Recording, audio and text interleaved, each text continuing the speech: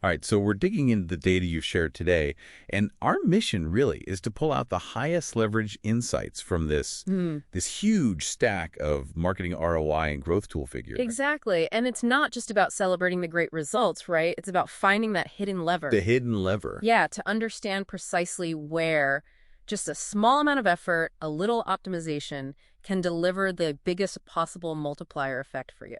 Okay, so let's unpack that core theory right off the bat. The analysis seems to suggest that the biggest wins come from focusing on the earliest stages of the marketing funnel. Why is optimizing the start so much more powerful than, optimizing the end? It's all about compounding. Think of it like this. If you have a bottleneck early on, let's say your contact rate, a small adjustment there affects every single person who goes through the rest of the pipe. That one improvement it multiplies downstream. So we're not just talking about better ad copy. We're talking contact scripts, maybe even how fast you route the leads. Precisely. The data shows the industry contact rate benchmark is typically around 50 to 60%. Right. But optimization can push that to 70, maybe even 80%.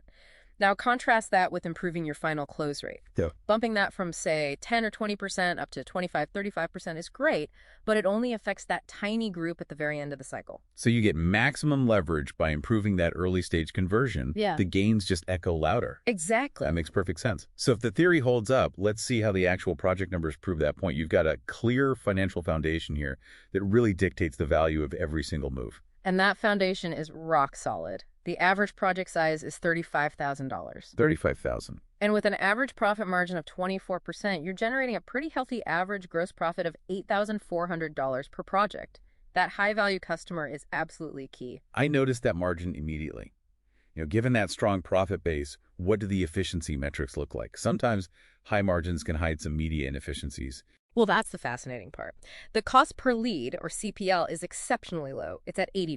$80. $80. So with a $5,000 monthly media budget, that translates to 63 total monthly leads. Wow. And we see that the current lead to close rate is 8.2%, which means it takes about 12 leads to secure one of those high-value customers. An $80 CPL that's really aggressive, especially for a $35,000 service. So let's look at the results. What did this efficient system actually generate? Based on those conversions, the system brought in 5.14 new customers every single month. Okay, just over 5. Which resulted in a pretty substantial $179,845 in monthly revenue. Right.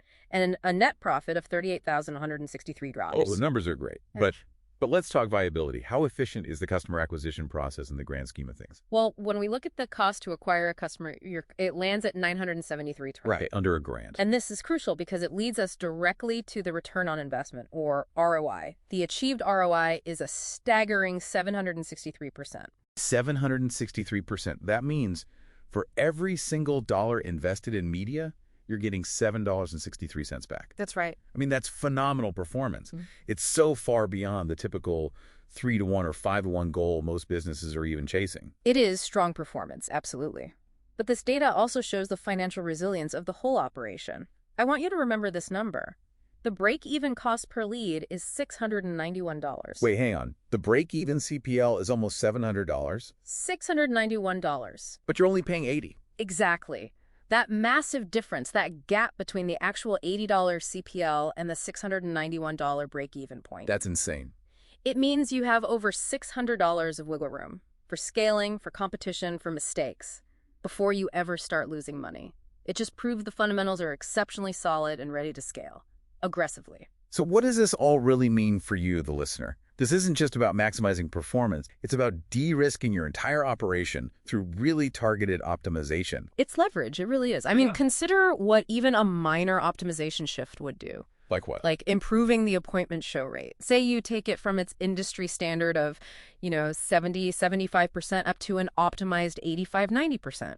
What does that do for your already strong downstream profit? That's the power just waiting to be unlocked. If these results were achieved at the current optimization levels, just imagine the compounding effect if you really nailed that 80% contact rate we talked about.